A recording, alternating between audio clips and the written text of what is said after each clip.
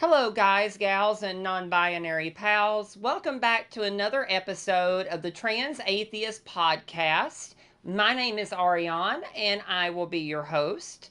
Today, we're talking about objections to atheism. This one in particular is the objection that atheism is hopeless. So, according to Webster's dictionary, hopeless is having no expectation of good or success. So, this thought that being an atheist is a life filled with hopelessness is a pretty common view, especially among evangelical Christians. With a lot of these Christian objections, I'm just amazed that anyone can fall for them. But I actually want to give them credit on this one because I do understand where they're coming from. I was raised an evangelical Christian for much of my life, and while many have had it much worse, my life wasn't a bed of roses. I understand the utility of faith in those hard times. When life would get rough, I could believe that God had a plan and something good would come from this. When a loved one died, I could soften my grief by believing I'd see them again in an afterlife. It wasn't that I set out to lose faith, it just kind of happened. As I saw I had no good reasons to believe, I simply couldn't. It was hard to process the thought that no grand plan for my life, no eternity, and no reward was waiting for me at the end. For a time, I guess you could say that I felt hopeless. However, there was also nothing I could do about it, nothing I could do to change this new reality. While it may be easy to hold on to indoctrinated views so long as you protect them from reality, once they crumble, they're gone. Ultimately, I had to decide if logic, reason, and reality were more important than a comforting lie. I chose to follow through on the logic. Now, I've certainly found hope along the way, facts that gave me comfort. First, in the absence of some grand purpose for my life, I found my life has the purpose I choose to give it.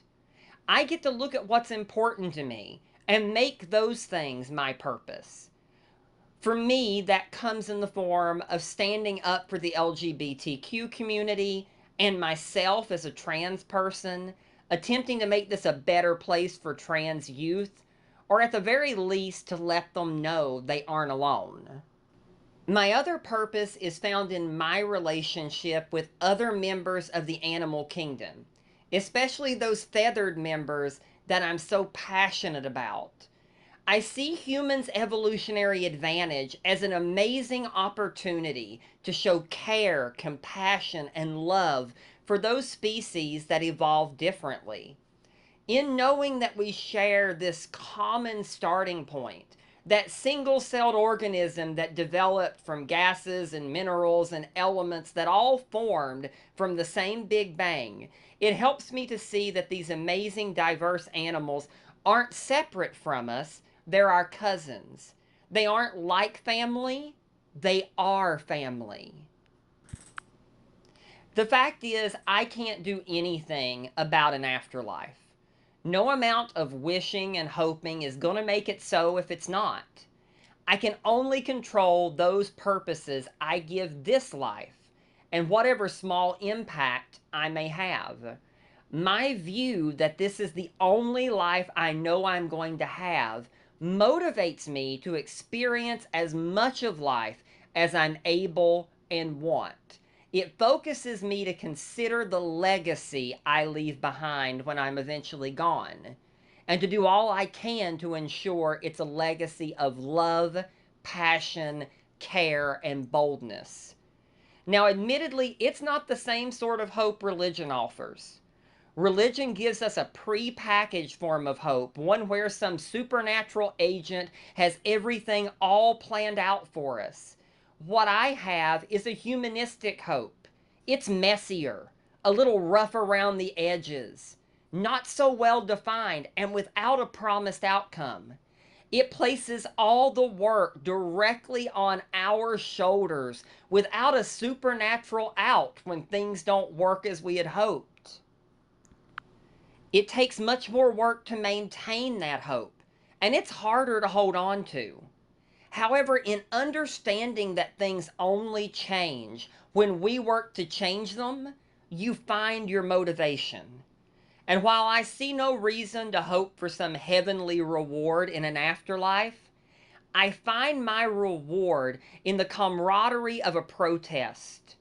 The message from another person that something I said impacted them, and the happy chirps of my little parrots when they see their human mama is back home from a day at work. Perhaps none of that matches your definition of hope. That may all seem insufficient for your life. Perhaps from your Christian vantage point, that may still seem hopeless. I'm certainly without hope if you're speaking of supernatural things. However, if hopelessness is having no expectation of good or success, as Webster defines, I'm anything but hopeless. I'm filled with hope because despite the many troubling things I speak about on this podcast, I still believe that humans are capable of greatness.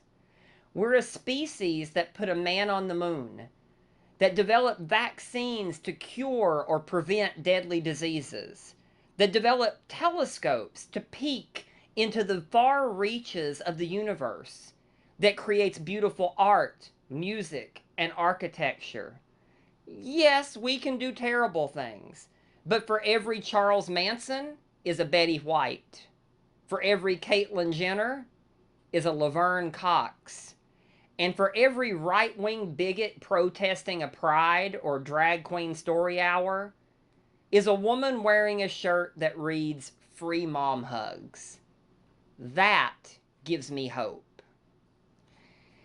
Thanks everyone for taking a few moments to listen to one of the shorter versions of the Trans Atheist Podcast, Objections to Atheism. Hopefully you'll come back for another episode soon. And ending with my quote from Kesha, "Don't let the bastards get you down. Stand up, be proud of who you are, continue fighting. If you're in America, keep in mind that we are all citizens, regardless of our gender or gender identity, whether we're religious or non-religious. We all deserve equal treatment under the law. But we only get that when we're willing to fight for it." Lots of love, and I will see you at the next episode. Bye-bye.